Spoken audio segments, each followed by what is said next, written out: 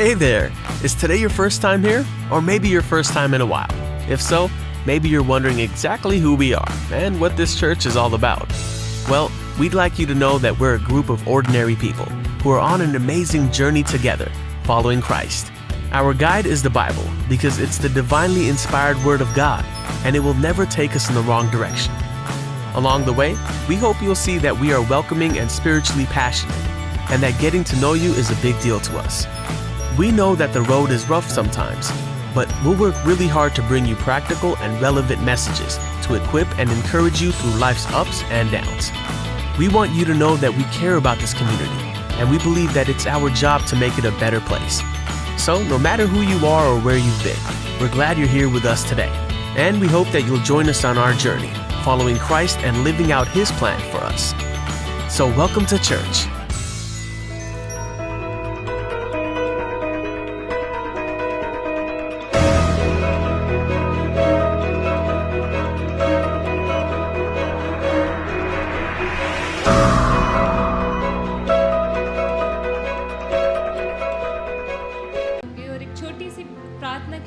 सभा को शुरू करेंगे। आइए हम सब जहाँ कहीं पे भी हैं अपने आंखों को बंद करें, अपने हाथों को स्वर्ग की ओर उठाएं और परमेश्वर के सम्मुख एक मन होके चले। धन्यवाद करते प्रेम पिता परमेश्वर इस दिन के लिए, समय के लिए खुदावन प्रभु जी, कि आज का दिन प्रभु आपने हमें दिखाया, हमें सुरक्षित रखा, जीवित रखा प्रभु जी, और एक बार फिर हमें मौका दिया प्रभु कि हम सब एक साथ आपके समीप आ सके प्रभु जी और आपके निकट आने वाले हो सके खुदावन प्रभु। हम धन्यवाद करते तमाम आशीषों के लिए प्रभु जो आपने हमें दी खुदावन प्रभु जी। हम धन्यवाद करते हैं हर एक चीज़ के लिए, हर एक छोटी सी बड़ी चीज़ों के लिए खुदावन प्रभु।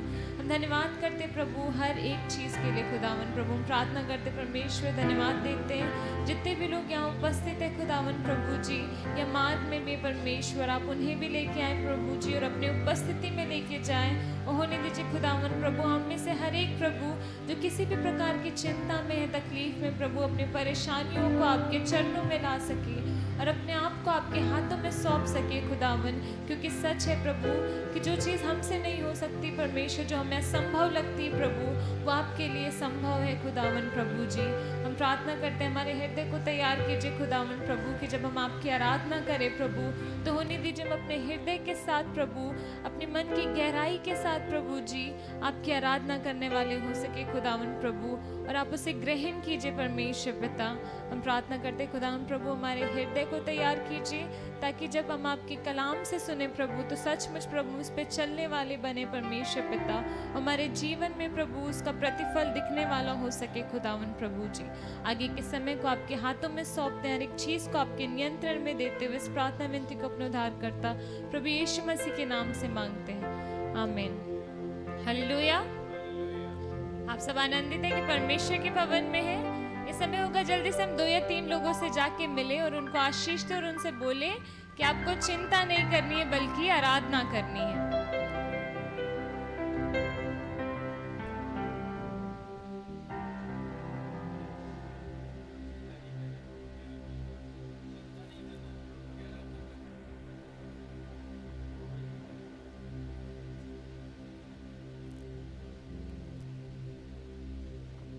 हालेलुया। क्या आप आनंदित हैं कि परमेश्वर के भवन में हैं, जीवित परमेश्वर के भवन में। हालेलुया। जिसने हमारे लिए अपने इकलौते पुत्र को कुर्बान किया, हम सब जानते हैं उसके हाथों में हमारा चित्र बना है। हालेलुया। और उसने हमसे इतना प्रेम किया जितना शायद हमसे कोई भी नहीं कर सकता। तो आइए हम सब मिलकर इस गीत को गाएंगे और चिल्ला कर गाएंगे, आनंद के साथ गाएंगे और हमारी आवाज़ दूर तक पहुंचनी चाहिए। हालेलुया। क्योंकि उसने हमसे बढ़ के प्रेम किया और हमें भी उससे उतना ही प्रेम करना है।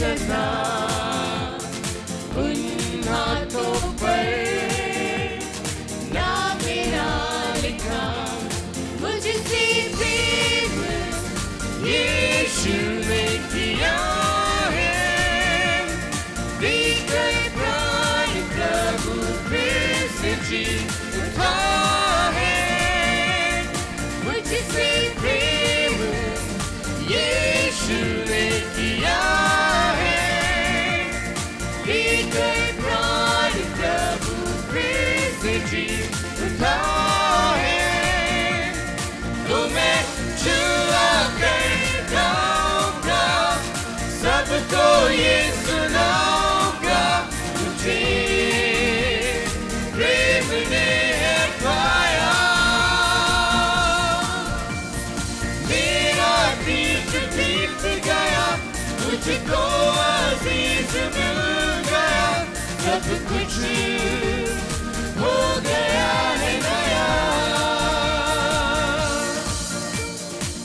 हालेलुया। कितने लोग विश्वास करते हैं कि जल्दी प्रभु यीशु मसीह आने वाला है और हम सबको अपने आप को तैयार करना है यानी हम उसके साथ जाना चाहते हैं तो आइए मिलके गाएंगे इस लफ्ज को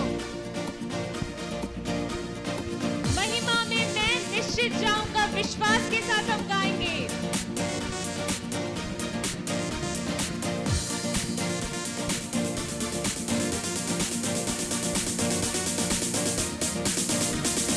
महिमा में मैं निश्चित जाऊंगा यीशु के संग में हरदम रहूंगा विश्वास के साथ महिमा में मैं निश्चित जाऊंगा यीशु के संग में हरदम रहूंगा मुझसे प्रेम यीशु ने किया है देकर प्राण प्रभु फिर से जी उठा है मुझसे प्रेम यीशु ने किया है देकर प्राण प्रभु फिर से जी उठा तो मैं जुआ कर गाऊंगा सबको ये सुनाऊंगा मुझे प्रेम ने है पाया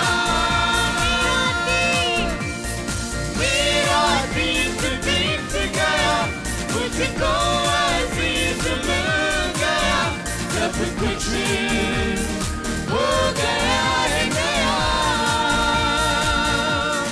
हालेलुया। उसने हमें धो के साफ किया है हमारा हर एक बीता हुआ कल बीत चुका हालेलुया। आइए विश्वास के साथ हम गाएंगे प्रभु की महिमा करेंगे महिमा में मैं निश्चित जाऊंगा यीशु के संग में हरदम रहूंगा महिमा में मैं निश्चित जाऊंगा यीशु के संग में हरदम रहूंगा मुझसे प्रेम यीशु ने किया है देकर प्राण प्रभु फिर से जी उठा है मुझसे प्रेम यीशु ने किया है देकर प्राण प्रभु फिर से जी उठा है तो मैं चिल्ला कर गाऊंगा सबको ये सुनाऊंगा मुझे प्रेम ने है पाया मेरा दीप दीप गया मुझको अजीज मिल गया सब कुछ हो गया है नया ताली बजा के गाएंगे तुम्हें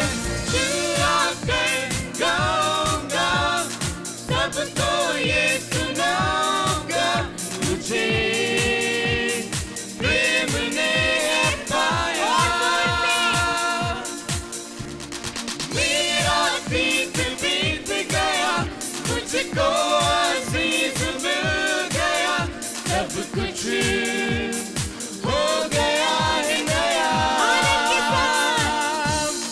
तुम्हें चिल्ला कर गाऊंगा, सबको ये सुनाऊंगा, तुझे प्रेम ने पाया। मेरा गीत बीत गया, मुझको अजीज मिल गया, सब कुछ हो गया है नया। सब कुछ हो गया है नया। सब कुछ हो गया है नया। सब कुछ हो गया है नया। आइए जोरदार ताली बजा के परमेश्वर को धन्यवाद दें जिसने हमारा सब कुछ नया किया है, क्योंकि वो राजाओं का राजा, प्रभुओं का प्रभु, सब कुछ बदलने वाला परमेश्वर है। हालेलुया। आइए एक बार और धन्यवाद दें परमेश्वर को। हालेलुया। अभी मैंने आप सबसे बोला कि अपने पड़ोसी से क्या बोलिए कि चिंता नहीं करनी है, क्या करना है? आराधना करना है। क्योंकि जब हम चिंता करते हैं तो हम सोचते हैं कि हम क्या कर रहे हैं, हम खुद अपनी परेशानी खुद से सॉल्व करेंगे। लेकिन जब हम आराधना करते हैं तो हम अपने आप को, अपनी परेशानी को प्रभु के सम्मुख दे देते हैं। हालेलुया। आइए हम इस गीत को गाएंगे, आनंद के साथ गाएंगे। और जब जब हमारे जीवन में चिंता परेशानी आए तब तब हमें क्या करना है? प्रभु की आराधना करना है। हालेलुया। अपने पड़ोसी को देखिए और बोलिए कि आपको चिंता नहीं करनी है, क्या करनी है? आराधना करनी है।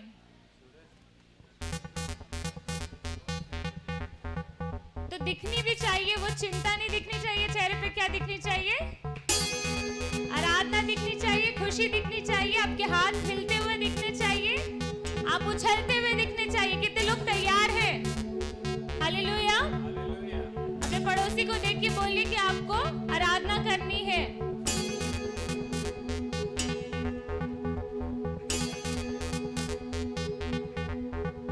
और जब हालेलुया आएगा तो आपको क्या करना है? और सामर्थ के साथ और जोश के साथ अपने पड़ोसी के साथ मिलके प्रभु की आराधना करनी है। क्योंकि जब हम आराधना करते हैं तो हम अपना सब कुछ प्रभु के हाथों में सौंपते हैं।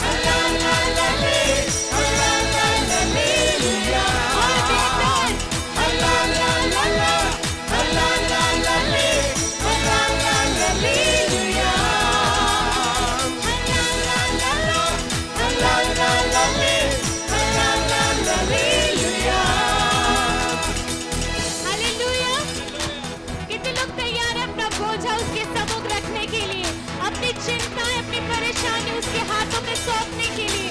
आइए विश्वास के साथ हम गाएंगे एक साथ मिलके, अंगीकार करते हैं प्रभु के सम्मुख।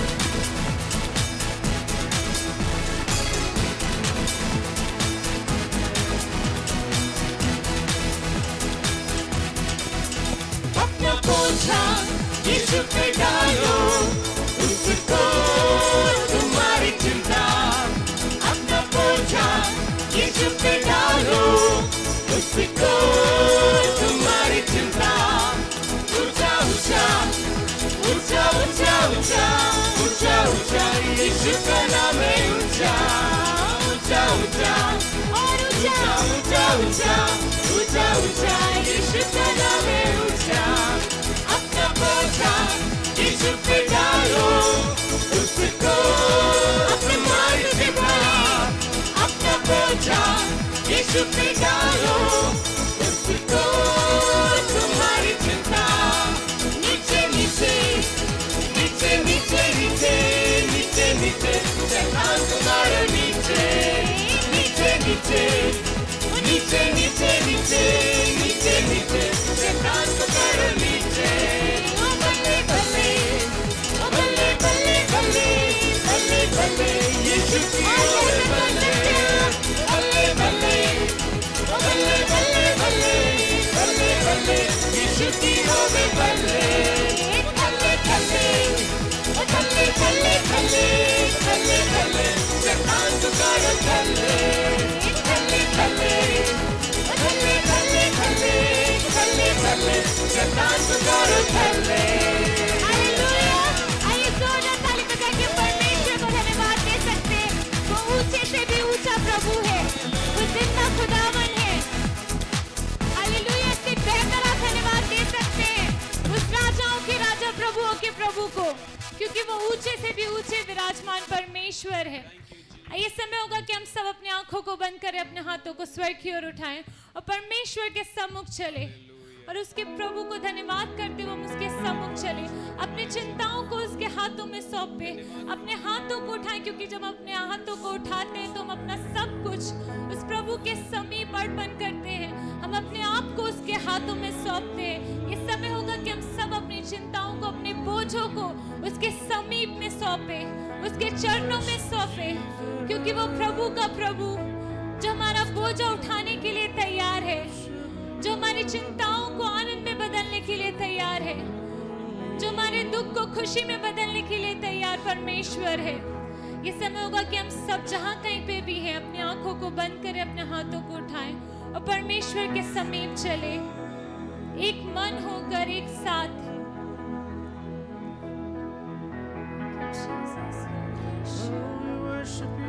We worship you, Jesus. You are worthy.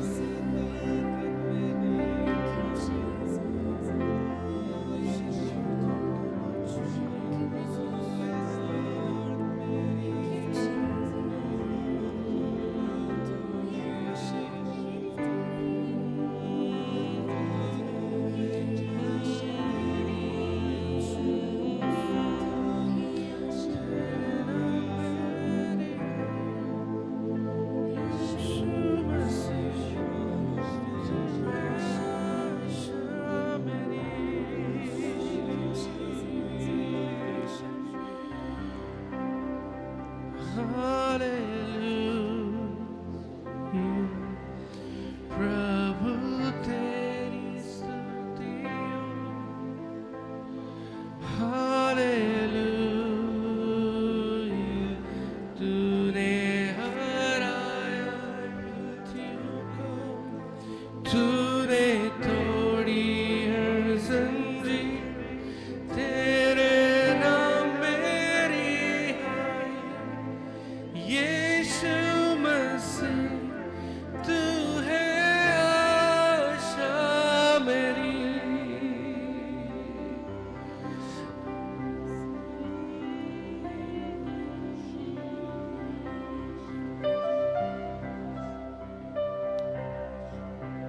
हाँ प्रभु, तू ही हमारी वो जीवित आशा है, तू ही हमारा वो लंगर है, तू ही हमारी सिद्ध नींव है, चट्टान है।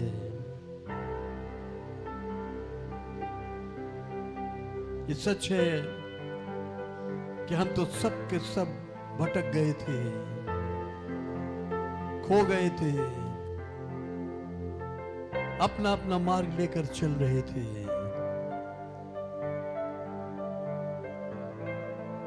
विनाश के उस गड्ढे में गिरने वाले थे, लेकिन बीच में तू आ गया। तूने हमारी हर एक जंजीर को तोड़ दिया, तूने हमें वो आजादी दे दी और उसके लिए तूने एक बड़ी कीमत अदा की। हम तेरे शुक्रगुजार हैं। सचमुच ऐसी मोहब्बत, ऐसा प्यार इस जहां में और कहीं नहीं, कोई कर ही नहीं सकता जैसी मोहब्बत तूने हमसे की। हम तेरे शुक्रगुजार हैं। हम तेरा शुक्र अदा करते हैं इस सुंदर सुबह के लिए कि तूने हमें एक और मौका दिया कि हम तेरे इस घर में, इस भवन में जमा होकर तेरी इबादत कर सकें, तेरी हमदो सिताइश कर सकें। हमने जो भी तख्त तेरे लिए बनाया है, हम नहीं जानते वो कैसा है, लेकिन हमारा यकीन है कि तूने उसे कबूल किया है और तू उस पर तख्त नशीन है, विराजमान है। इसलिए खुदावंद यीशु मसीह, आगे का सारा वक्त हम तेरे कदमों में डालते हैं और पाक रूह हम तुझसे इल्तिजा करते हैं, हमारी इस तरह से रहनुमाई कर कि हम आगे जो कुछ भी करें, सब कुछ मिलके खुदावंद यीशु मसीह के नाम को जलाल और इस कलीसिया को तरक्की दे सके। हमारी मदद कर। हम तेरा शुक्र अदा करते हैं इस क्वायर के लिए जिन्होंने बड़ी खूबसूरती से इबादत में, हमदोसना में हमारी रहनुमाई की।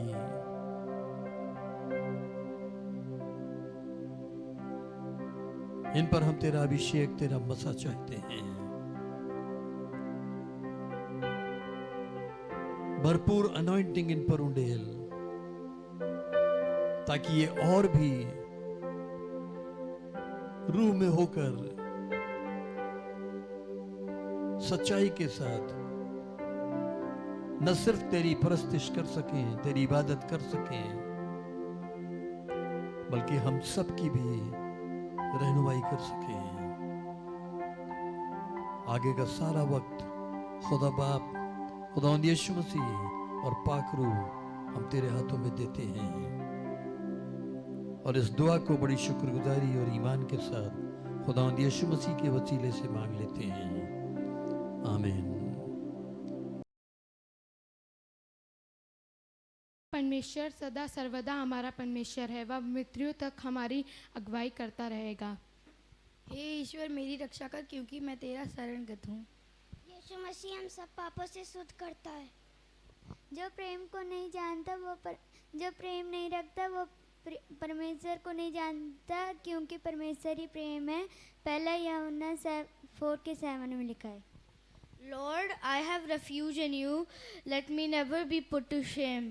Psalm 71 verse 1.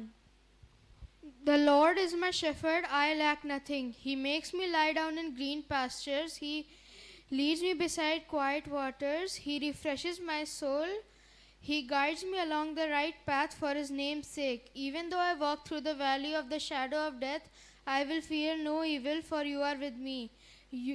Your rod and your staff, they comfort me. You prepare a table before me in the presence of my enemies. You anoint my head with oil, my cup overflows. Surely your goodness and your love will follow me all the days of my life, and I will dwell in the house of the Lord forever. Psalms 23 verse 1 to 6. आइए हम सब मिलकर इन बच्चों के लिए प्रार्थना करेंगे।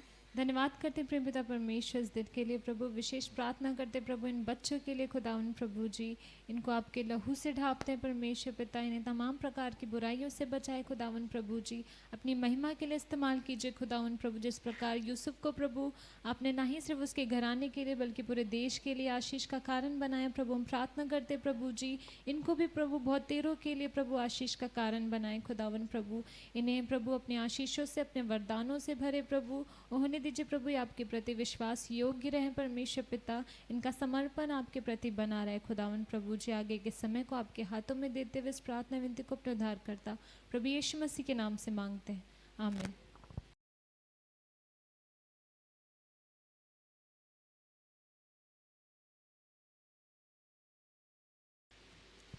सबको जय मसीह की।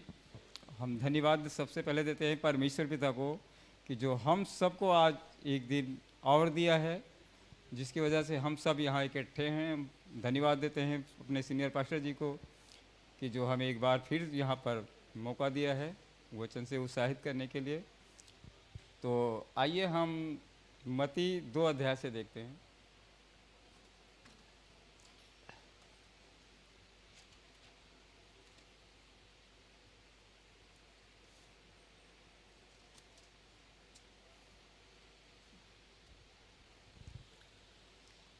एक पद से 11 पद हम पढ़ते हैं।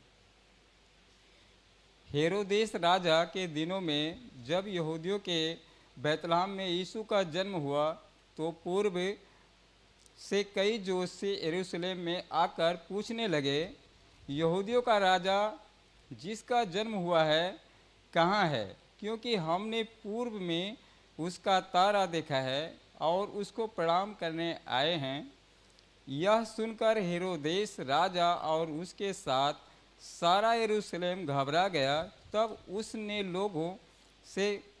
लोगों के सब प्रधान याजकों और शास्त्रियों को इकट्ठा करके उनसे पूछा, मसीह का जन्म कहाँ होना चाहिए? उन्होंने उससे कहा, यहूदिया के बैतलहम में, क्योंकि भविष्यवक्ता के द्वारा यूँ लिखा गया है, हे बैतलहम तू जो यहूदा के प्रदेश में है, तू किसी भी रीति से यहूदा के अधिकारियों में सबसे छोटा नहीं, क्योंकि तुझ में से एक अधिपति निकलेगा जो मेरी प्रजा इस्राएल की रखवाली करेगा। तब हेरोदेस ने ज्योतिषियों को चुपके से बुलाकर उससे पूछा कि तारा ठीक किस समय दिखाई दिया था, और उसने यह कहकर उन्हें बैतलहम भेजा, जाओ उस बालक के विषय में ठीक ठीक मालूम करो, और तब वह मिल जाए तो मुझे समाचार दो कि मैं भी आकर उसको प्रणाम करूं।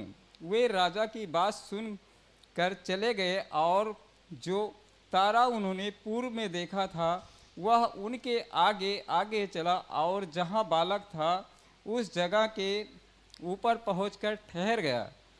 उस तारे को देखकर वे अति आनंदित हुए।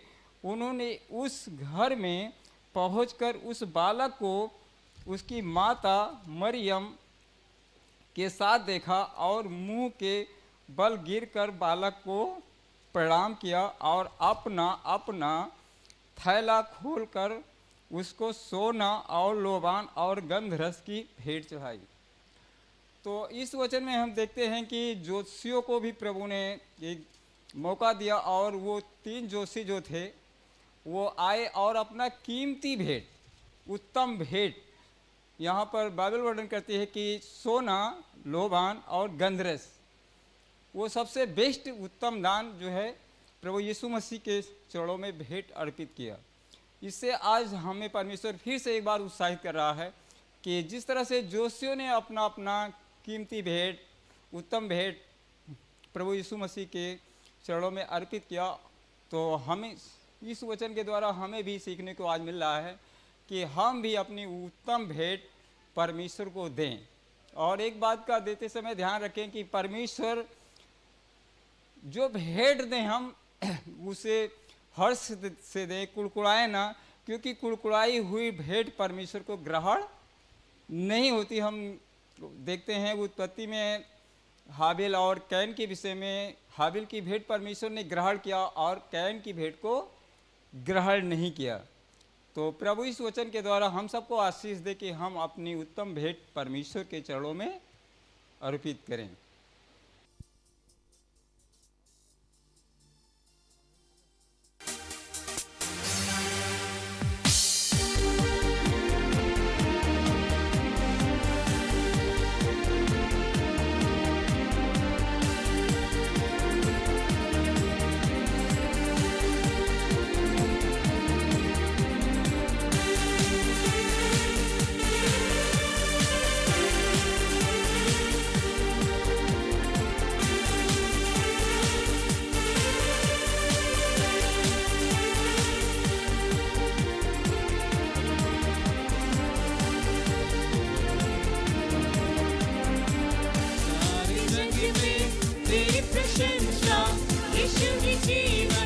यीशु ही आशा, सारे जग में तेरी प्रशंसा।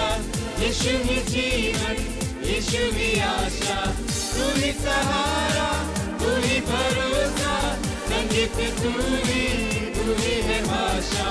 तू ही सहारा, तू ही भरोसा, संगीत तू ही है भाषा। सारे जग में तेरी प्रशंसा। यीशु ही जीवन, यीशु ही आशा, सारे जग में तेरी प्रशंसा। यीशु ही जीवन, यीशु ही आशा।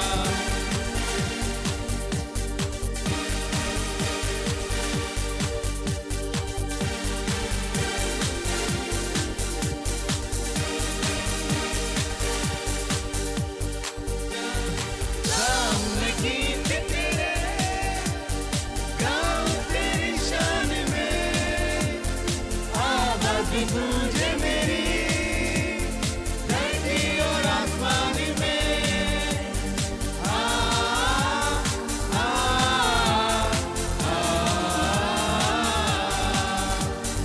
गाऊं मैं गीत तेरे, गाऊं तेरी शान में।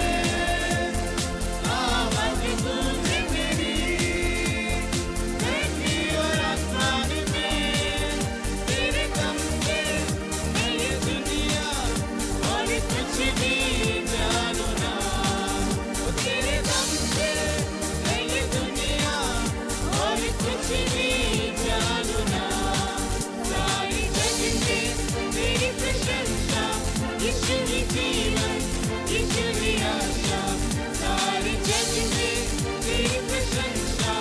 यीशु ही जीवन, यीशु ही आशा।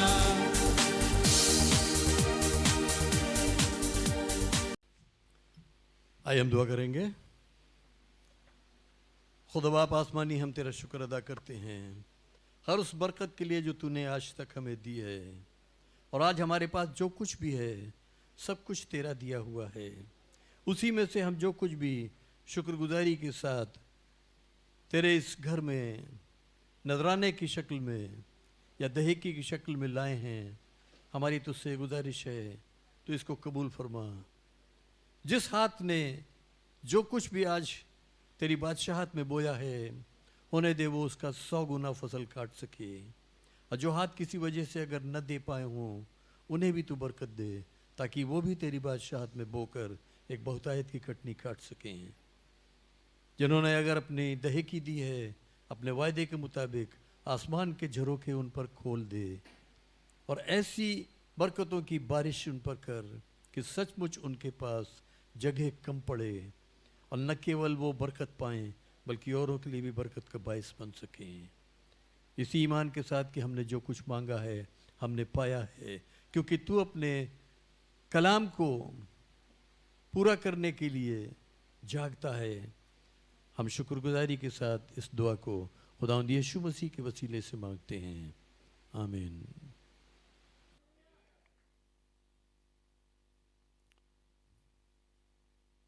आपको बुरा लग रहा है कि मैं वापस आ गया या अच्छा लग रहा है? चेहरे से नहीं पता लग रहा है। चेहरे से ऐसा लग रहा है क्यों आ गए, हम लोग आजाद थे अच्छे खासे। हम दुआ में चलेंगे और पहले हम उन लोगों के लिए दुआ करेंगे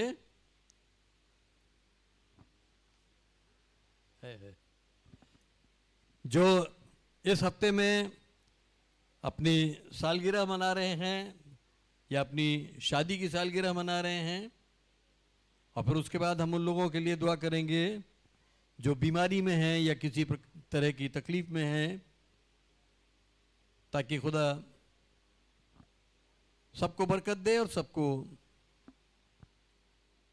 अपने हाथों में संभाले। आज मेरी बहू है दिल्ली में, अपर्णा डायस, वो अपना जन्मदिन मना रही है, और साथ ही कलीसिया की बहन निर्मला शर्मा वो अपना जन्मदिन आज मना रही हैं। अपनी ज़िंदगी के एक नए साल में वो आज दाखिल हो रहे हैं। कल के दिन भाई अवधेश और बीकापुर की आरती ये अपनी ज़िंदगी के नए साल में दाखिल होंगे। और 2 तारीख को मेरी बड़ी साली साहिबा हैं डोरिस आशा, वो अपनी ज़िंदगी के नए साल में दाखिल होंगी। 3 तारीख को लखनऊ में मेरी एक और बहू है रश्मि बेली, वो अपनी ज़िंदगी के नए साल में दाखिल होगी। और 4 तारीख को कलीसिया का ही बच्चा है अभिषेक, जो रविंद्र और सरिता का बेटा है, वो अपनी ज़िंदगी के नए साल में दाखिल होगा। हम इनके लिए दुआ करेंगे। और साथ ही साथ 4 तारीख को ही हमारे राजमुंदरी के जो पास्टर हैं, पास्टर जॉन प्रसाद और उनकी पत्नी सिस्टर हेमलता के लिए दुआ करें, क्योंकि वो अपनी शादीशुदा ज़िंदगी के नए साल में दाखिल हो रहे हैं। आइए हम दुआ करेंगे। खुदावंद यीशु मसीह, हम तेरा शुक्र अदा करते हैं क्योंकि तूने हमसे वायदा किया है कि तू दुनिया के आखिर तक हमेशा हमारे साथ है। हमारा एक एक दिन तेरी निगरानी में शुरू होता है और तेरी ही निगरानी में ख़त्म होता है। हमारे बाहर जाने में, हमारे अंदर आने में तू हमारा मददगार होता है। हम तेरा शुक्र अदा करते हैं। जितने लोग आज या इस हफ्ते में अपनी ज़िंदगी के नए साल में दाखिल हो रहे हैं या अपनी शादीशुदा ज़िंदगी के नए साल में दाखिल हो रहे हैं, हम उन सब के लिए दुआ करते हैं। उन्हें दिए नया साल उनके लिए नई बरकतें लेकर आए, उन्हें नई ऊंचाइयों तक पहुंचाए, उनके दिलों में नए सिरे से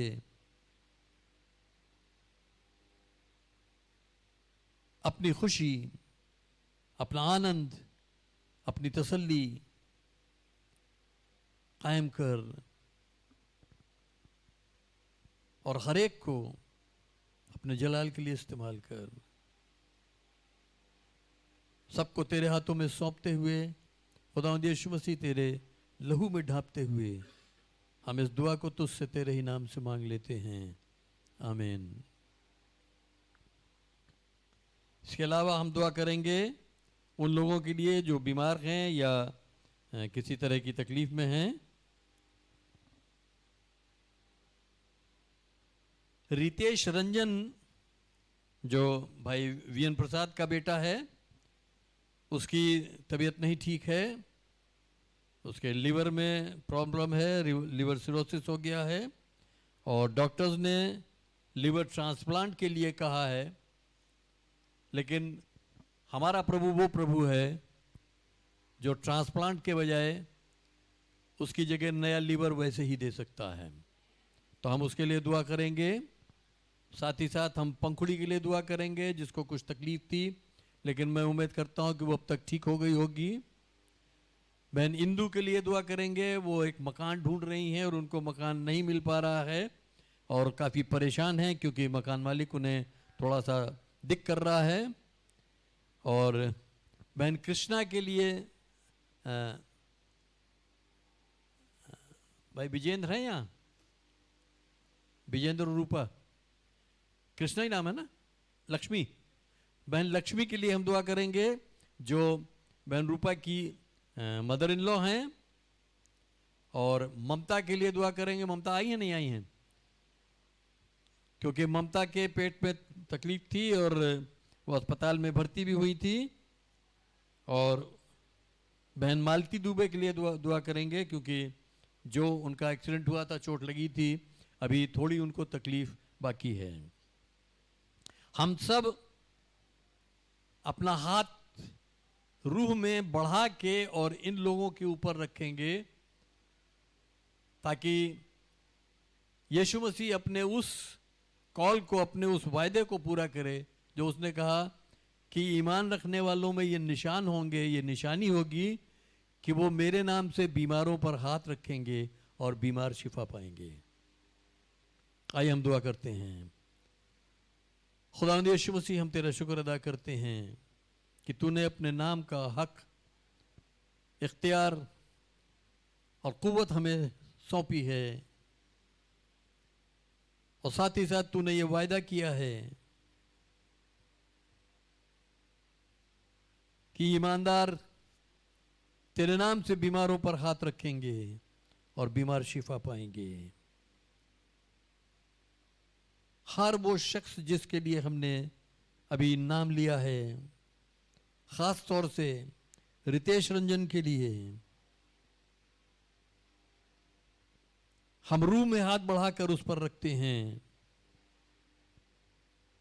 और खुदावंद यीशु मसीह तेरे नाम से हम उस पर हाथ रखते हैं और हम तेरा शुक्र अदा करते हैं कि इससे पहले कि हमने हाथ रखा, तेरे हाथ ने उसको छू लिया है और हम उसके लिवर को खुदावंद यीशु मसीह के वसीले से हुक्म देते हैं इसी घड़ी वो नया हो जाए, क्योंकि तेरे लिए कुछ भी कठिन नहीं है, कुछ भी मुश्किल नहीं है। साथ ही साथ हम दुआ करते हैं पंखुड़ी के लिए, लक्ष्मी देवी के लिए, ममता और मालती बहन के लिए और साथ ही साथ इंदु के लिए भी प्रार्थना करते हैं। प्रभु इन सब को जो कुछ भी इनकी तकलीफ है उनसे तू छुटकारा दे, शिफा दे, ताकि ये सब तुझ में शादमान हो सकें और तेरे नाम को जलाल दे सकें। इन सबको तेरे हाथों में सौंपते हैं, तेरे लहू में ढांपते हैं और इस विनती को बड़े ईमान और शुक्रगुजारी के साथ खुदावंद यीशु मसीह तुझसे तेरे ही नाम से मांग लेते हैं, आमीन।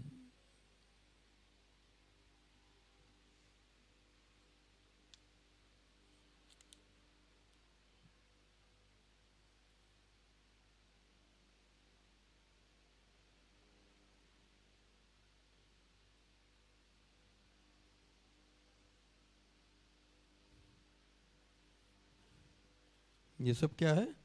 अच्छा, मेरी बाइबल से गिर गया था वो है, ओके।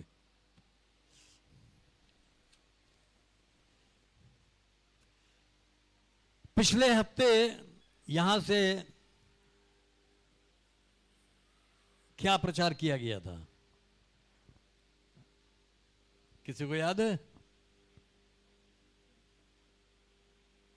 कितने लोग पिछले हफ्ते थे यहां, पिछले इतवार को? बाकी लोग नहीं थे? उससे पहले वाले इतवार को क्या क्या प्रचार किया गया था?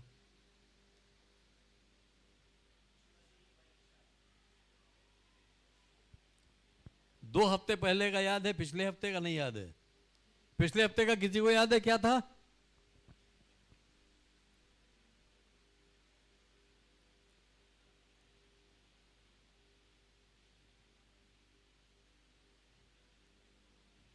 कितने लोगों ने कभी बंदूक चलाई है? भले नुमाइश में ही चलाई हो, चलाई है? अगर आपके सामने टारगेट छोटा सा हो तो उसे मारना आसान है कि बहुत बड़ा हो तो मारना आसान है? और फिर भी उतना बड़ा टारगेट आप भूल गए। वो बड़ा टारगेट क्या था? हैं? जोर से। मैं थोड़ा ऊंचा सुनता हूं या आप धीमे बोलते हैं?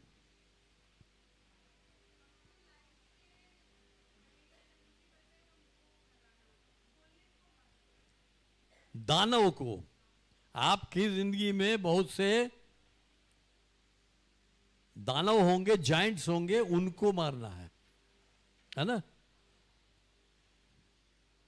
दोनों हफ्ते मैं जब सुन रहा था सर्विस को, तो उसी पर खुदा ने कुछ मुझे अलग से एक छोटा सा रेवलेशन दिया। मैं वही आपके साथ शेयर करना चाहता हूं। और उससे पहले यह कहना चाहता हूं कि यीशु मसीह ने कहा कि यह ध्यान करो कि तुम क्या सुनते हो, और यह ध्यान करो कि तुम कैसे सुनते हो। अब मैं बार बार कहता हूं, सुनना तीन तरह से होता है। एक, आर पार, इधर से सुना और इधर से चला गया। एक होता है सुन के ऊपर जाता है यहां, और एक होता है जो सुन के नीचे उतरता है दिल में। कैसे सुनते हैं? अगर आर पार वाला सुनते हैं तो अगले हफ्ते आपको नहीं याद रहेगा कि आज क्या कहा गया है। और अगर सिर्फ मुझे जज करने के लिए सुन रहे हैं तो वो यहां जाएगा, और हो सकता है अगले हफ्ते वो भी याद न रहे। लेकिन अगर सुन के उसको यहां ग्रहण कर रहे हैं, यहां उसको अपने रख रहे हैं, तो आपको अगले हफ्ते ही नहीं, जिंदगी भर याद रहेगा। अब फैसला आपका है, आप कैसे सुनना चाहते हैं।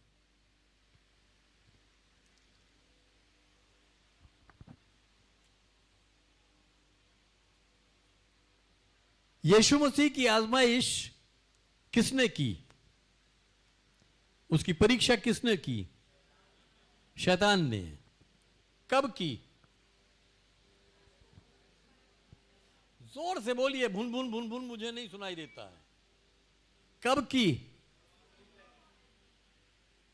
जब शैतान को भूख लगी।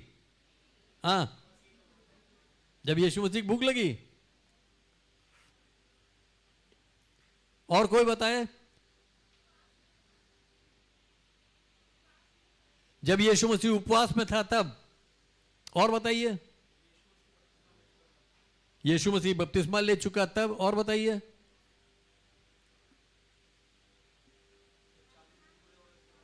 जब 40 दिन पूरे हो गए तब। और बताइए?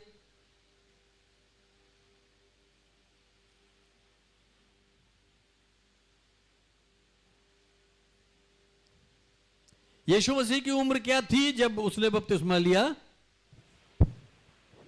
30 साल। उससे पहले इब्लीस ने उसको आजमाया? शैतान ने उसकी परीक्षा ली उससे पहले? नहीं ली।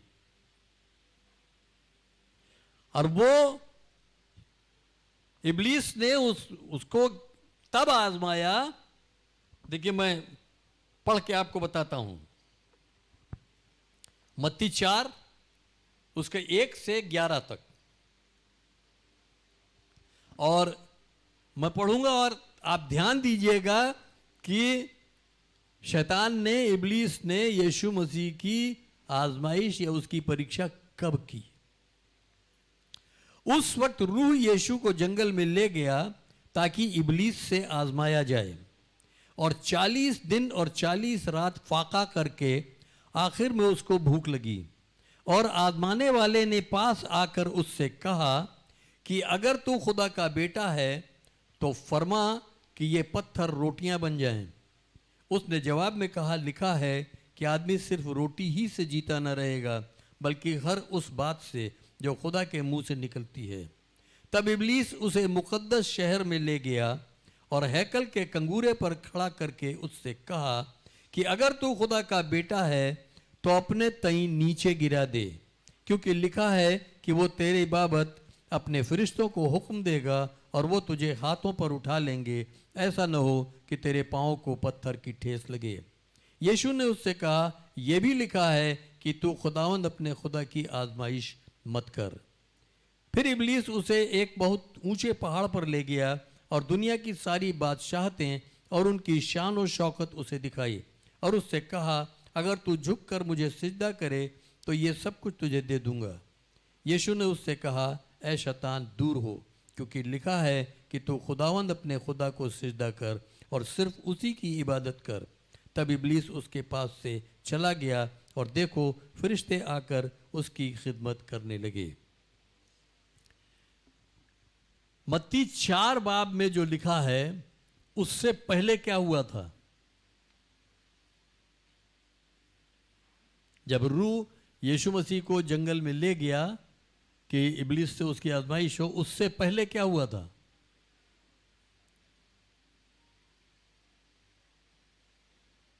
तीसरे बाब में क्या है? 14वीं आयत से अगर आप आगे पढ़िए तो क्या लिखा है?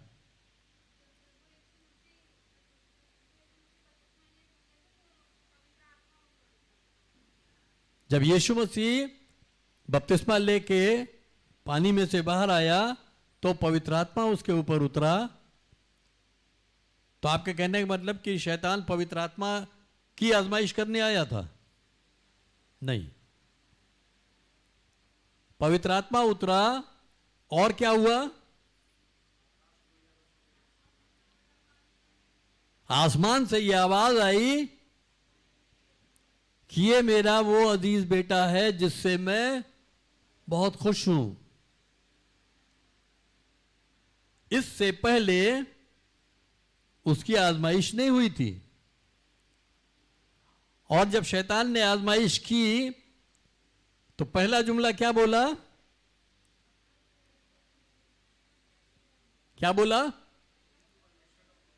अगर तू खुदा का बेटा है, क्योंकि खुदा ने खुद कहा कि ये मेरा बेटा है। अब शैतान वहां आया, इब्लीस आया खुदा के कहे को उसके ऊपर सवाल उठाने कि अगर तू खुदा का बेटा है, खुदा खुद कह रहा है कि ये मेरा वो अजीज बेटा है जिससे मैं बहुत खुश हूं, लेकिन उसके बावजूद इब्लीस आया, शैतान आया और यीशु मसीह में वो शक डालने की कोशिश कर रहा है, जैसा उसने अदन के बागे अदन में किया था कि हव्वा के अंदर उसने शक डाला था कि खुदा ने तुमसे झूठ बोला है, खुदा ने तुम्हारे साथ खुदगर्जी की है, तुम्हें धोखा दिया है। इस पूरे बाग का जो सबसे अच्छा फल है वो खाने को तुम्हें मना कर दिया है। सब फल खाने को कह दिए हैं, लेकिन जो सबसे अच्छा फल है, जो सबसे खूबसूरत फल है, जो सबसे लजीज फल है, उसी को खाने के लिए मना कर दिया। हवा ने कहा नहीं, खुदा ने कहा है कि अगर हम उसको छू भी लेंगे तो हम मर जाएंगे। फिर वहां शैतान ने उससे कहा ऐसा नहीं होगा, तुम कतई नहीं मरोगे बल्कि तुम्हारी आंखें खुल जाएंगी, तुम अच्छे बुरे दोनों का इल्म पा जाओगे और खुदा के बराबर हो जाओगे।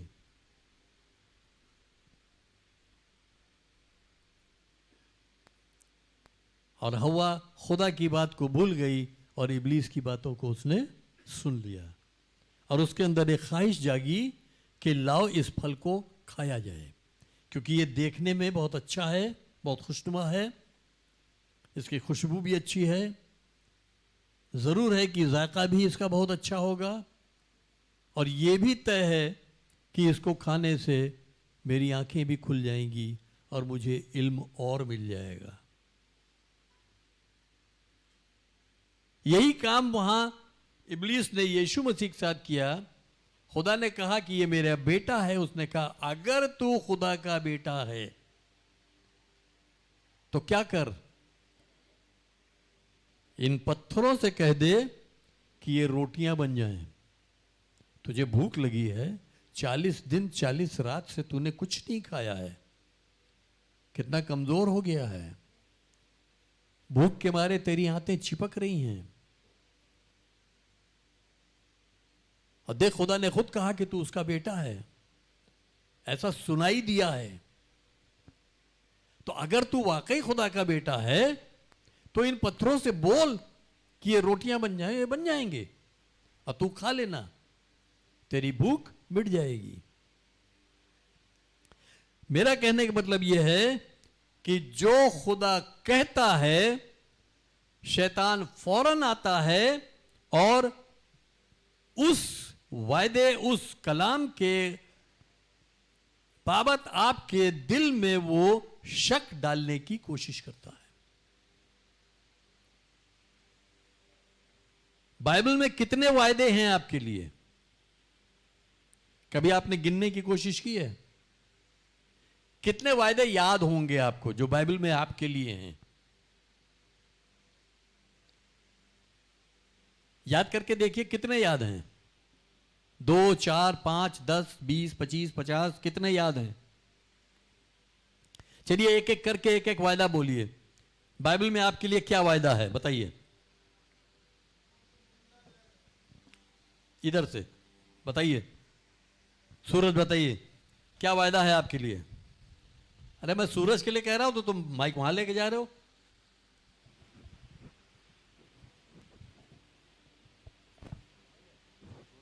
मैं तुम्हें कभी ना छोड़ूंगा, कभी ना त्यागूंगा। मैं तुझे कभी नहीं छोड़ूंगा और न कभी भूलूंगा। चलिए आप बताइए अंकित। परमेश्वर हमारे साथ सदा सर्वदा है। खुदा हमेशा हमारे साथ है। चाहे मैं मौत की वादी से होकर गुजरूं तो अभी हानि से न डरूंगा। चाहे मैं मौत की वादी से भी होकर गुजरूं तो किसी नुकसान से नहीं डरूंगा। और कौन बताएगा कोई वायदा जो आपको याद है?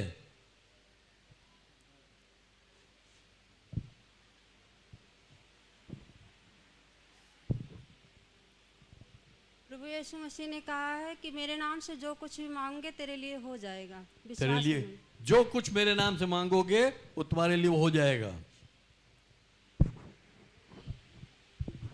यीशु ने कहा मत डर, मैं तेरे संग हूं। मत डर, मैं तेरे संग हूं। परमेश्वर ने कहा देखो जगत के अंत तक मैं तेरे संग हूँ। यहोवा पे सदा भरोसा रख, यहोवा सनातन चट्टान है।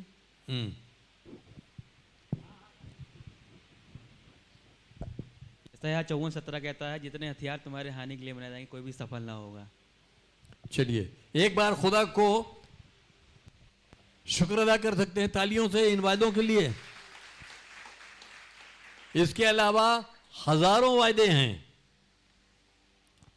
जो वायदे आपको याद हैं, खुदा ने आपसे क्या कहा?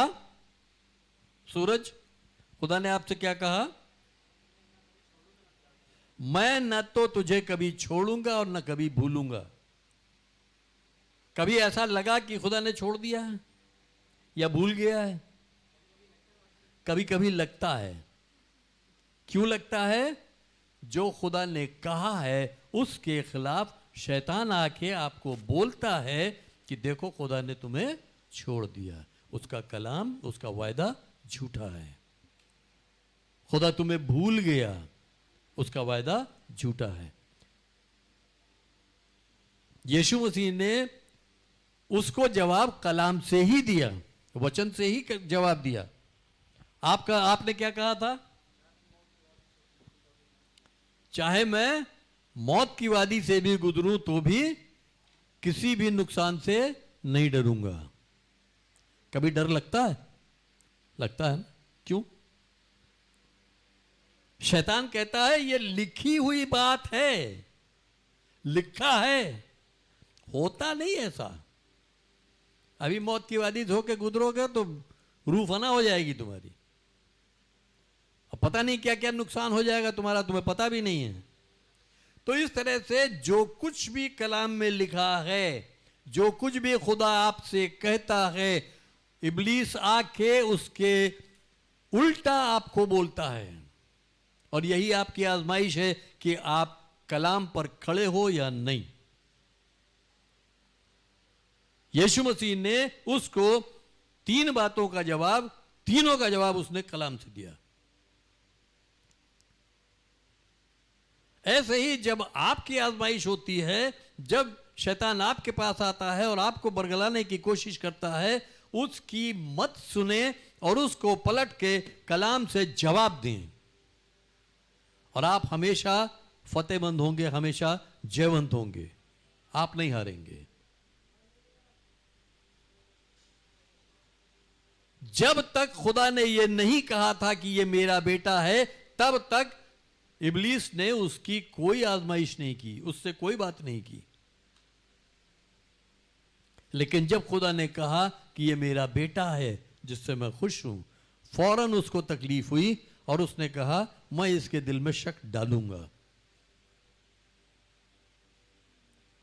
ताकि ये उस बात पर यकीन न करने पाए कि वाकई ये खुदा का बेटा है, क्योंकि ये इंसान की शक्ल में आया है।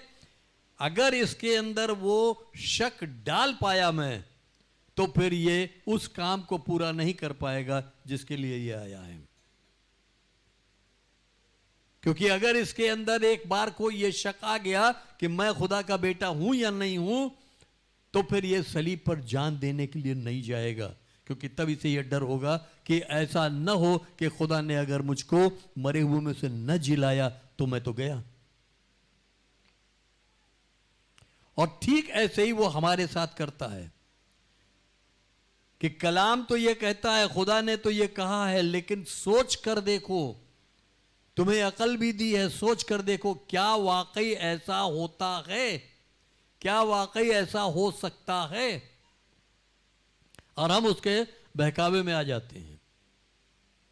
अभी बहनुमा ने कहा कि जो कुछ तुम मेरे नाम से मांगोगे तुम्हारे लिए वो हो जाएगा। हो जाता है? क्यों नहीं होता है? अगर नहीं होता क्यों नहीं होता है? हमारी नींव इसमें मजबूत नहीं है, हमारी जड़ इसमें मजबूत नहीं है। अगर कलाम में हमारी जड़ें मजबूत होंगी तो हम हर शक को जवाब दे पाएंगे। दूसरा कुरिन्थियों 4 में क्या लिखा है कि हमारे जो लड़ाई के हथियार हैं वो जिस्मानी नहीं हैं, बल्कि क्या हैं? दूसरा कुरिन्थियों 10 उसका 4 है शायद।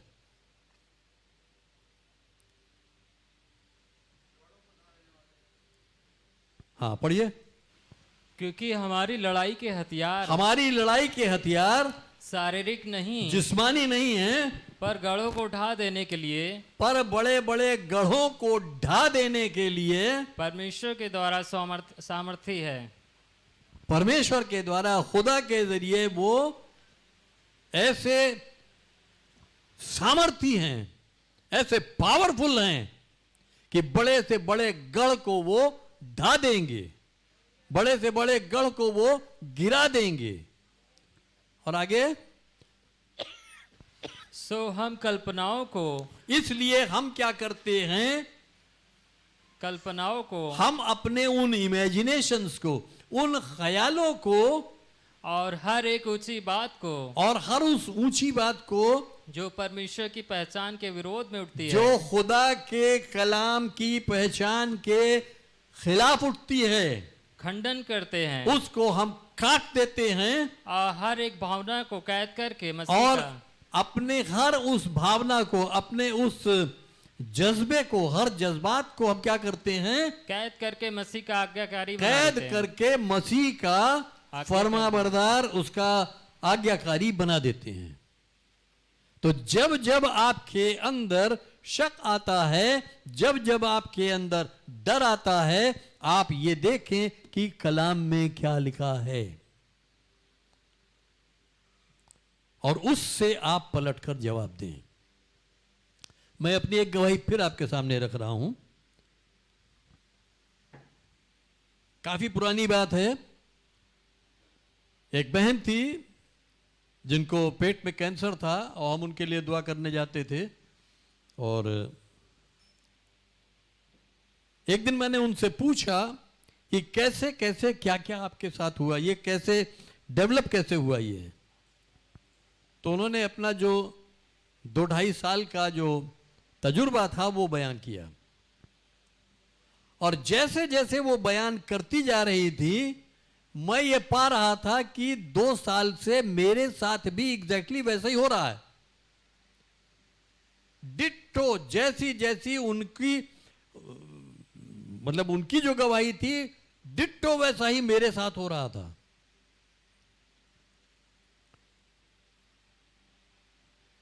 फिर उसके बाद मैंने एक दिन अपने घर में कहा कि ऐसा है, मैं आज रात घर में नहीं रहूंगा। और मैंने यहीं पर एक कमरा लिया और सारी रात मैं कमरा बंद करके दुआ कर रहा था।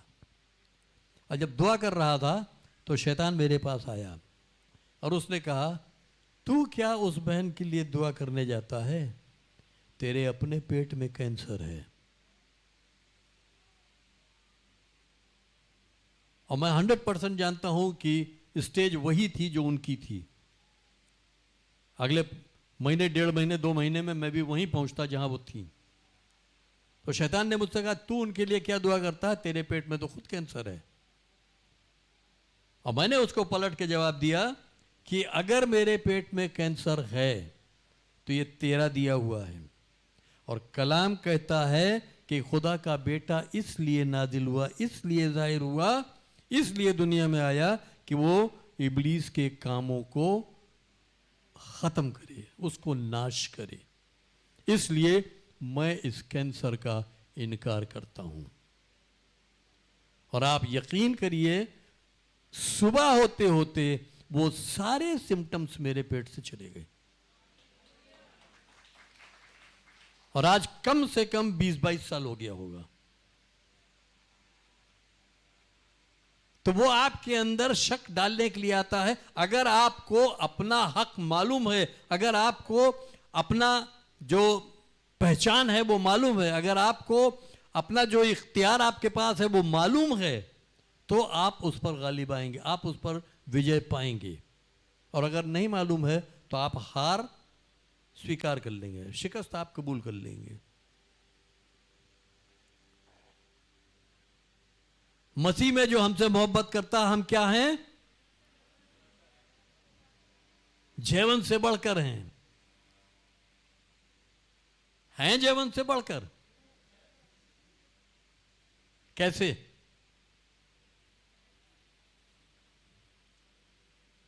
जयवंत कौन होता है?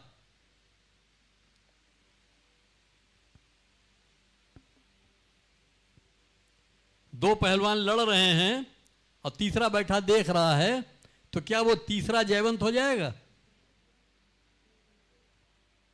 जयवंत उन दोनों में से एक होगा।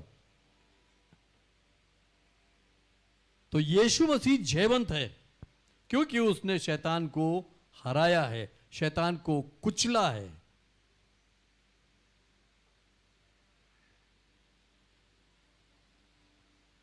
किसी एक खिलाड़ी के बारे में बताइए जो बहुत सक्सेसफुल है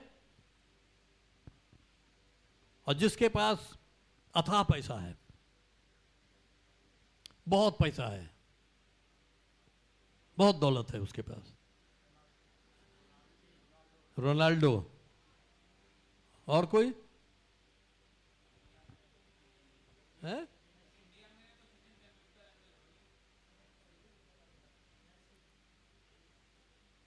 तेंदुलकर है, धोनी है, विराट कोहली है।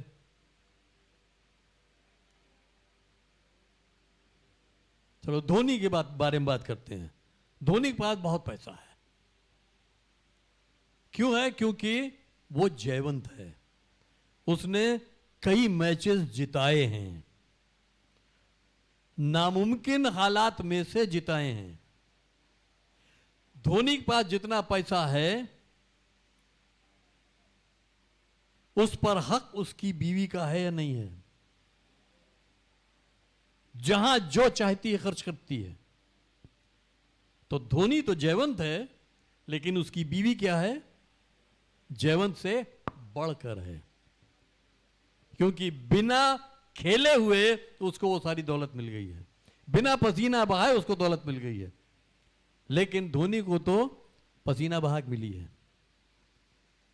यीशु मसीह तो जयवंत हुआ, फतेहयाब हुआ उस इब्लीस को हरा के, इब्लीस को बर्बाद करके। लेकिन हमने इब्लीस को नहीं हराया है, हमने वो लड़ाई नहीं लड़ी, हमने वो दाम नहीं चुकाया। लेकिन उसका जो वर्चू है, उसका जो फायदा है वो हमें मिल रहा है। तो हम जयवंत से बढ़कर हैं, क्योंकि हमारे लिए कीमत यीशु मसीह ने अदा की है, हमने नहीं की है।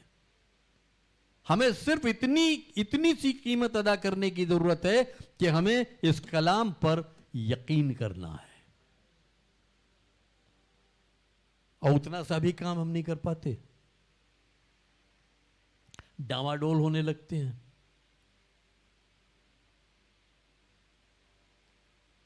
और इब्लीस इस बात को जानता था कि खुदा ने कहा कि ये मेरा बेटा है, और ये खुदा का बेटा तो है ही। और अगर मैं इसको अगर इसको मैं ये बरगला पाऊं कि नहीं खुदा का बेटा नहीं है, तो इसके अंदर शक डाल पाऊं, तो शायद ये उस काम को अंजाम नहीं दे पाएगा।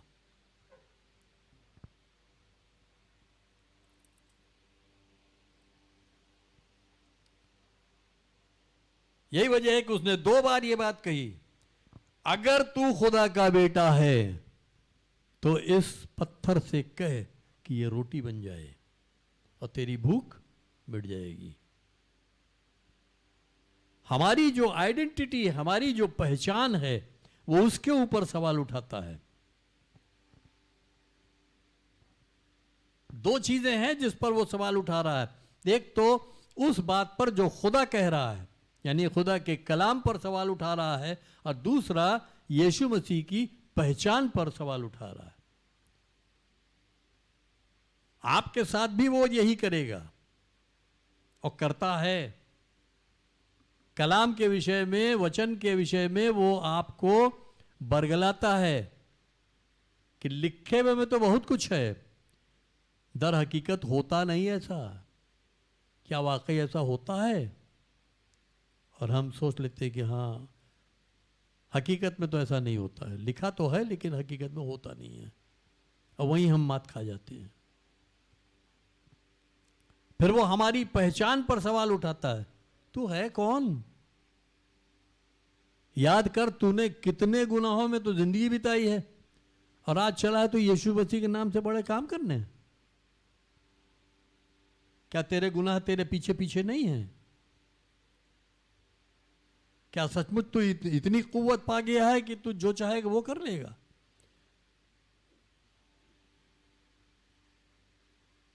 लूका 10 उसके 19 में यीशु मसीह ने क्या कहा है? देखो, मैंने तुम्हें सांपों और बिच्छुओं को कुचलने का, यानी उनके ऊपर से होकर चलने का,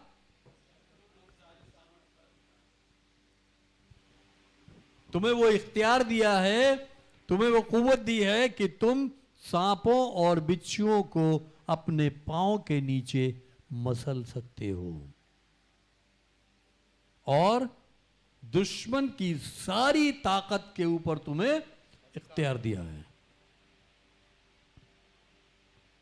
यीशु मसीह को उस इख्तियार के बारे में मालूम था, इसीलिए जब इब्लीस आमने सामने उसके पास आया, उसने कहा, शैतान दूर हो जा, क्योंकि लिखा है मैं खुदा का बेटा हूं, और लिखा है मैं इंसान की शक्ल में आया हूं, इसलिए मैं सिर्फ और सिर्फ उसी खुदा की इबादत करूंगा और किसी की नहीं। सिर्फ उसके सामने सिजदा करूंगा, क्योंकि मैं एक इंसान होकर आया हूं। इंसान की शक्ल में मैं उसी के सामने सिजदा करूंगा और कहीं नहीं। तो आपकी पहचान यीशु मसीह ने क्या दी है कि तुम जैवन से बढ़कर हो। आपकी पहचान क्या दी है कि तुम्हें दुश्मन की सारी ताकत के ऊपर इख्तियार है। आपकी क्या पहचान है कि आप सांपों और बिच्छुओं को रौंद सकते हो। आपकी क्या पहचान है कि यीशु मसीह के नाम से आप बदरूहों को, दुष्टात्माओं को निकाल सकते हो। आपकी क्या पहचान है कि यीशु मसीह के नाम से आप बीमार पर हाथ रखो और बीमार शिफा पाएगा। आपकी क्या पहचान है कि जो कुछ तुम यीशु मसीह के नाम से मांगोगे वही यीशु मसीह करेगा। आपकी क्या पहचान है कि जो कुछ तुम ख्वाहिश रखते हो, जब तुम दुआ करके मांगते हो, यकीन कर लो कि तुम्हें मिल गया, तुम्हारे लिए वो हो जाएगा। आपकी क्या पहचान है, अगर कोई पहाड़ से कहे कि उखड़ के समुद्र में जा गिरे और अपने दिल में शक न करे बल्कि यकीन करे कि जो वो कहता है वो होगा, तो उसके लिए वो हो जाएगा। ये आपकी पहचान है। और शैतान आके कहता है कुछ नहीं होगा, करते रहो दुआ, तुम्हारे कहने से थोड़ी हो जाएगा। गिड़गिड़ा गिड़गिड़ा के मांगते रहो, कम से कम 15 साल मांगो तो शायद खुदा सुन ले तुम्हारी। तुम यहां खुदा वहां, तुम इतने गंदे इंसान, पापों में डूबे हुए, पापों से गुनाहों से सने हुए, तुम सोच रहे हो कि तुम्हारे कहने से कुछ हो जाएगा। खुदा से रो रो के माफी मांगो, रो रो के दुआ करो, शायद रहम खा के सुन ले। जबकि हमारी पहचान क्या है, यीशु मसीह कहता है मांगो तो तुम्हें दिया जाएगा। हम उस पहचान को भूल जाते हैं। शैतान हमारी पहचान पर और खुदा के कलाम पर हमारे खिलाफ खड़ा होता है। और यह नहीं कि एक बार दो बार होगा, बार बार वही काम करेगा और बार बार हमें इसी कलाम से लड़ाई लड़नी पड़ेगी। इब्रानियों 4 उसका 12 क्या लिखा है? परंतु परमेश्वर का वचन जीवित और प्रबल है। खुदा का कलाम जिंदा और प्रबल है,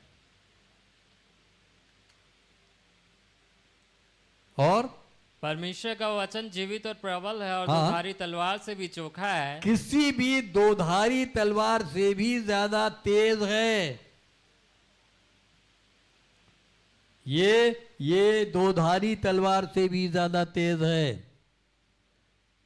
और इफिसियों 6 में जहां सारे हथियार दिए गए हैं, जहां सारे बख्तर दिए गए हैं पहनने के लिए, क्या क्या है उसमें?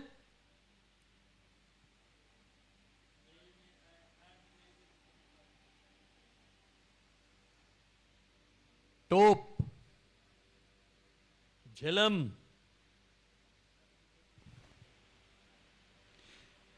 पेटी, जूते, सब कुछ है। वो सब है हमारी हिफाजत के लिए, डिफेंस के लिए। कभी कोई सिपाही अपने टोप से दुश्मन सिपाही को मारता है? कभी देखा है? या अपनी झिलम से मारता है या अपनी पेटी से मारता है? अगर उसको दुश्मन सिपाही को मारना है तो किससे मारता है? तलवार से। लड़ने के लिए, हिफाजत के लिए तो ये सारे बख्तर दिए गए हैं। लड़ने के लिए एक ही हथियार दिया गया है, और वो क्या है? आत्मा की तलवार। आत्मा की तलवार, रूह की तलवार, रूह की शमशीर। और वो क्या है? जो परमेश्वर का वचन है। ये खुदा का कलाम, वो रूह की शमशीर है, उससे हम लड़ सकते हैं। आत्मा की तलवार परमेश्वर का वचन है, और शैतान को मारने के लिए, उसको गिराने के लिए, उसको हराने के लिए हमें वही तलवार इस्तेमाल करने की जरूरत है। बिना उस तलवार के हम उसको नहीं हरा सकते। तो इसलिए आज अपनी पहचान को समझिए। आप जब बाइबल पढ़ते हैं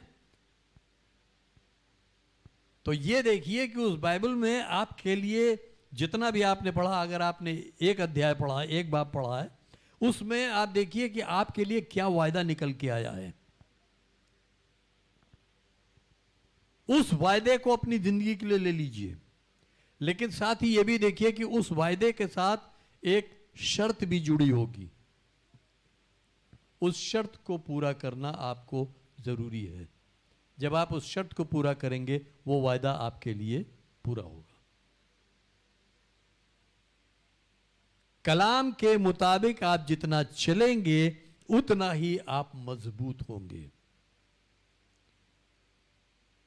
और अगर हमारे पास कलाम नहीं है, यहां कलाम नहीं है, तो निकलेगा कैसे? जैसे मैंने आपको ये मिसाल कई बार दी है कि आप बाजार में अगर जाते हो और अगर आप कोई एक सामान ले रहे हो जो 25 रुपए का है और आपको वो 7 लेने हैं। मान लीजिए 25 रुपए का एक रुमाल है और आपको 7 रुमाल लेने हैं, कितने पैसे देंगे आप?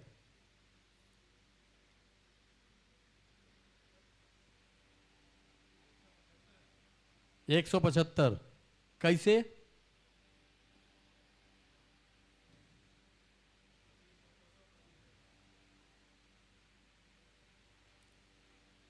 कैसे 175 हुआ? 25 सत्ते 175। 25 का पहाड़ा याद है किसी को? याद है किसी को? 25, 50, 75, 100, 125, 150, पौने 200, 200, सवा 200, 250, ये नहीं याद है? अगर हमको वो याद है तो हम खट से इस्तेमाल कर लेंगे, और अगर हमें 2 का पहाड़ा भी नहीं आता है तो हम कहेंगे भैया 25, 25, 25, 25, 25, 25, 7 बार लिखेंगे, फिर 5, 10, 15, 20, 25 ऐसे जोड़ेंगे, फिर हासिल इतना आया जोड़ेंगे, तब तक तो गाड़ी छूट जाएगी। तो जो याद है वो खट से निकल के आता है। जितना कलाम आपके अंदर होगा, हर एक हाल में, हर उस परिस्थिति में वो खट से निकल के आएगा और आप उसका इस्तेमाल करोगे और आप जयवंत होगे। और अगर कलाम पता ही नहीं है तो उन हालात में आपको क्या करना आपको पता ही नहीं है।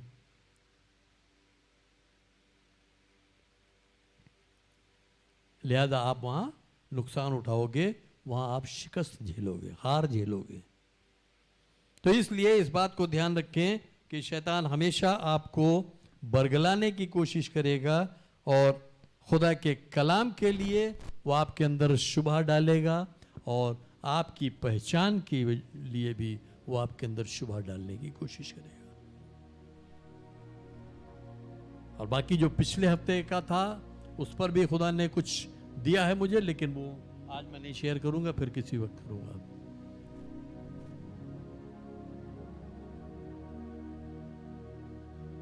तो अब आप जब कलाम पढ़ेंगे तो उसमें ढूंढिए कि आपके लिए हुक्म क्या दिया गया है, आपके लिए वायदा क्या दिया गया है।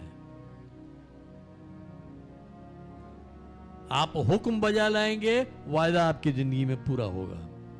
और अगर आप हुक्म उदुली करेंगे, आप हुक्म नहीं मानेंगे, तो वायदा पूरा होने की उम्मीद कम है। मैं ये नहीं कहता कि नहीं होगी, कम है। तो खुदा हम सबको बरकत दे कि हम अपनी पहचान में दृढ़ हों, और जब भी शैतान हमारी आजमाइश के लिए आए, जब भी वो हमें गिराने की कोशिश करे, हमारे अंदर शक डालने की कोशिश करे, हम उसका जवाब कलाम से दे सकें।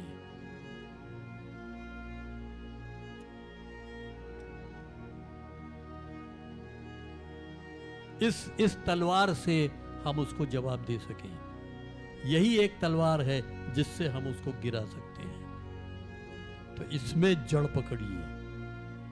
जितना ज्यादा जड़ पकड़ेंगे उतना मजबूत होंगे और उतना ही आप जीत हासिल करते जाएंगे, बजाय शिकस्त के, बजाय हार के। तो परमेश्वर आप सबको आशीष दे। आइए हम दुआ करेंगे।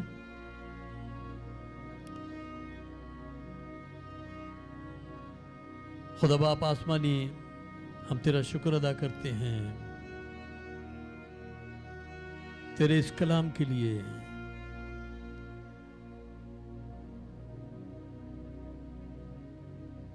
यह सच है कि हमारा वो दुश्मन कदम कदम पर हमें गिराने की कोशिश करता है,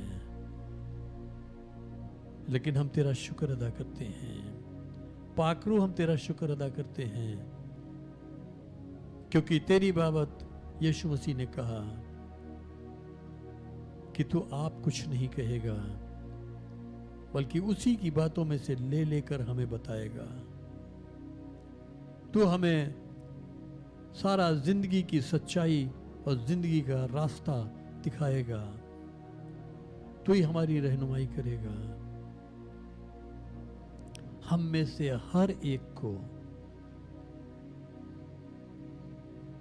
इसी तरह अपने कॉल से रहनुमाई दे, ताकि हम सब हर एक परिस्थिति में, हर हाल में तेरी आवाज को सुन सकें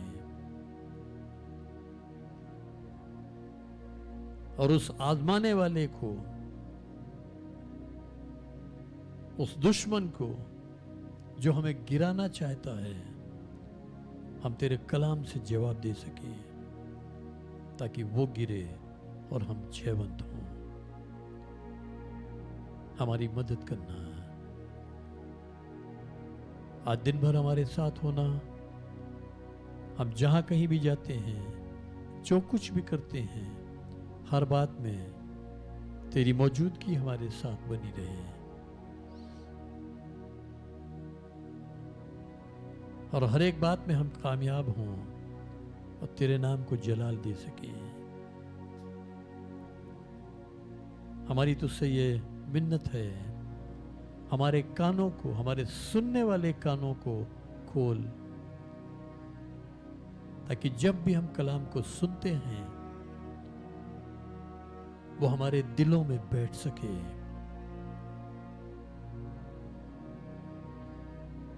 जब यहां से रुखसत होके हम सब अपने अपने घरों को जाते हैं, हर एक के साथ होना और अपने हाथों में थामना,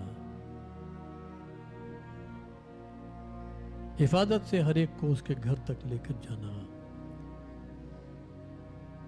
और हमारे दोबारा मिलने तक हम सबको महफूज रखना, ताकि जब हम मिलते हैं तो नई गवाहियों के साथ मिल सके। इसी ईमान के साथ कि हमने जो कुछ मांगा है, हमने पाया है, हम शुक्रगुजारी करते हुए इस दुआ को खुदावंद यीशु मसीह के वसीले से मांग लेते हैं। आमीन। अब हमारे प्रभु यीशु मसीह का अनुग्रह, परमेश्वर पिता का प्रेम और पवित्र आत्मा की सहभागिता हम सब के साथ अब से सदा तक होती रहे। आमीन।